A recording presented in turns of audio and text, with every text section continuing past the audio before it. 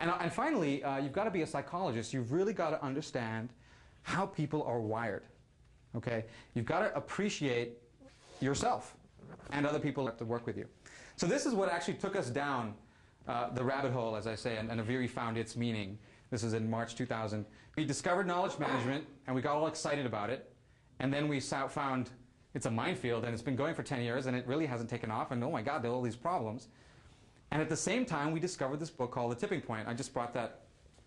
I brought a copy of it for you guys. But in The Tipping Point, Malcolm Gladwell starts talking about social phenomenon. And what, has anyone come across The Tipping Point in this room? 1, 2, okay, cool, yeah. So he was trying to figure out, he's a writer for The New Yorker, and he's trying to figure out what causes large-scale social phenomenon to happen, okay? And he's going on, he's kind of investigating this thing, and what he discovers is that these unique kinds of people that show up in the world. And he breaks them down into mavens, connectors, and evangelists. Mavens, connectors, and evangelists. What is this all about? Well, mavens are these unique kinds of people who basically see the world through a lens of knowledge. You know your maven friend, or you might be a maven yourself in one sense. If you, when you went to buy your car, you know, went on the internet, searched all the websites, put up an Excel spreadsheet, matrixed the whole thing out, you know, and came up with your answer. If you're a connector, you tend to see the world through a lens of relationships. So the connector essentially believes it's who you know, not what you know. The maven says it's what you know. It's because of what I know that I succeed in the world. That's how I'm going to master this body of information. The connector says it's who I know and who I have a relationship with. So when Bob the connector is about to buy his car, he says, oh, I remember Jane just bought a car. Let me go talk to Jane and get the scoop. Maybe she can even come with me and we'll go car shopping together. So connectors approach the world through a lens of relationship. And then evangelists are the third type, and they essentially look at the world through a lens of action. They kind of make things happen. So evangelists are always making, they're essentially combining what connectors do and mavens do to create actions in the world. The best example is going back to the Google example, and you know, I'm frustrated because search engines don't work. And Bruce says, I use Google. You know, he kind of looks up from his computer, I use Google, back to his computer, you know, typing away. So a couple days pass by, and then I'm really, really frustrated. And you know, I'm obviously agitated, so he looks up at me and he says, dude, what's going on? So I said, search engines, I mean, none of them work. I've typed in this term, and I keep having to go next 10, next 10. He says, dude, I told you a week ago, use Google. So I type in Google, I do my search, and oh my God, I found Nirvana, right? I found 42. And the difference between Bruce and me is that I now want to tell the world about Google. So I tend to see the world in terms of how to make things happen. Even doing this talk, something I'm very excited about doing because it's promoting ideas out in the world. And why do I love doing that? I don't know. I'm just wired that way. Bruce would never get up here and really want to do a talk. He'd just say, look, I'll write a book and you can read the book or whatever, right? So I'm not trying to typecast everyone into these roles, but what's really interesting is that these pure models actually reveal something about the basic fact that people are wired differently. So what this got us thinking about was they said, you know, where are the people in knowledge management, right?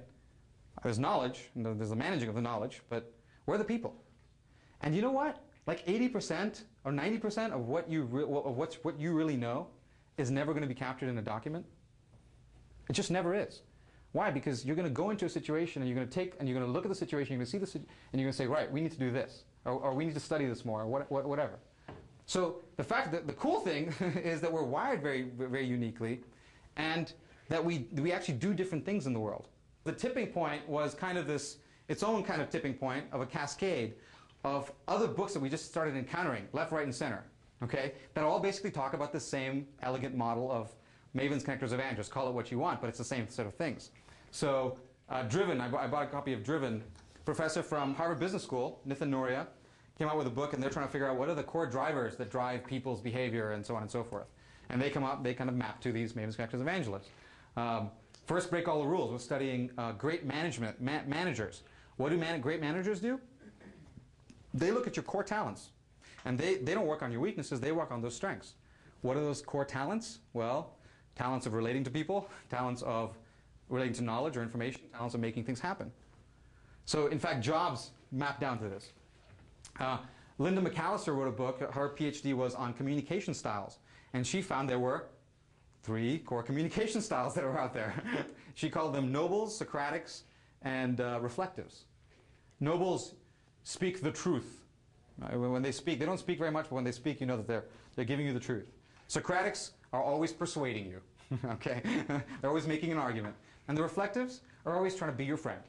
Right? They're always trying to harmonize with you and create so in a sales call, for example, the connector is sitting down and saying, how's your kid doing and what's going on with high school? And the Maven's like, oh, frustrated because can we just get along with, can we just talk about the subject at hand, right?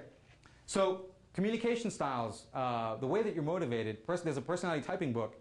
There's even a book on technology sales processes, which they break down into 3 stages. Because you start off as an evangelist, move to a Maven, move to a connector. So in fact, this thing scales at very interesting levels. To top it all off, I was reading my old Indian philosophy book, and in that book they talk about, this is the Bhagavad Gita, they talk about yogas that people take. First is karma yoga, yoga of action. Bhakti yoga is the second way, yoga of love or emotion. And jnana yoga, yoga of mind or intellect. So I'm reading The Tipping Point, I'm reading my Gita, which is a 5,000-year-old book, and I'm going, okay, there's something interesting going on in here. It's kind of really fascinating because it tells you a lot of interesting things. You start to develop an actual underlying model for how people tend to be wired. Not that we're all Mavens all the time, we're all connectors all the time, but it says that, okay, you've actually got to appreciate that Mavens and connectors are different from each other.